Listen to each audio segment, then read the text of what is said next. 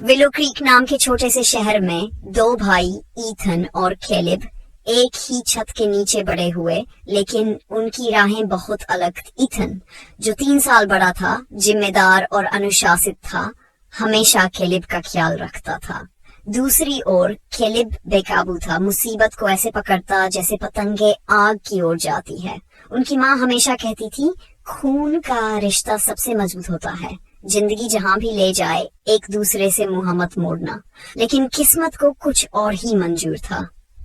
जब ईथन 18 साल का हुआ तो उसने पुलिस फोर्स में भर्ती होने के लिए घर छोड़ दिया, अपने सपनों को साकार करने के लिए। कैलिब अकेला रह गया और गलत संगत में पड़ गया। विलो क्रीक की गलियों ने उसे लालच और अपराध की ओर खींच लिया। धीरे धीरे वह एक खतरनाक अपराधी गिरोह के लिए काम करने लगा।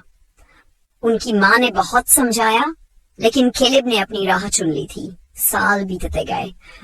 ईथन एक कुशल जासूस बन गया। अपनी तेज बुद्धि और न्याय के प्रति समर्पण के लिए जाना जाता था। वह पूरे शहर की शान था। दूसरी ओर कैलिब अंडरवर्ल्ड का बड़ा नाम बन चुका था, पूरे राज्य का मोस्ट वांटेड अपराधी।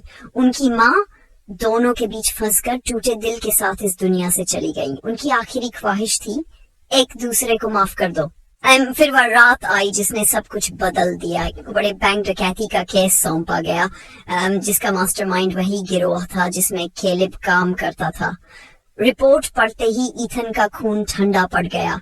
अपराधियों की सूची में एक नाम चमक रहा था, रीड। उसे यकीन नहीं हुआ, उसका अपना भाई। डकैती की रात ईथन तैयार था। जैसे ही नकाबपोश लुटेरे बैंक में घुसे, हथियार लहराए, ईथन ने भी अपनी बंदूक तान दी। उसे अपने भाई की हर हरकत पता थी, चलने का तरीका, खड़े होने का अंदाज। फिर अचानक उनकी नजरें मिली।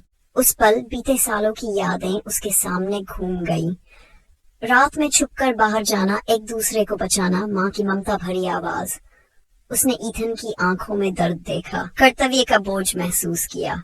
लेकिन अब बहुत देर हो चुकी थी। एक गोली चली, क्षण भर के लिए समय रुक गया। कैलिब लड़खड़ाया, अपने पेट को पकड़ा। उसे गोली उसके ही साथी ने घबराहट में मार दी थी। ईथन दौड़कर उसे थाम लिया। उसके हाथ खून से लाल हो गए, लेकिन कैलिब हल्के से हंस पड़ा। शायद मैं कभी अच्छा बेटा नहीं बन पाया, उसने कमजोर आवाज में कहा। पीछे से पुलिस के सायरन गूंज रहे थे। ईथन ने अपने भाई को कसकर पकड़ लिया। उसे जाने नहीं देना चाहता था।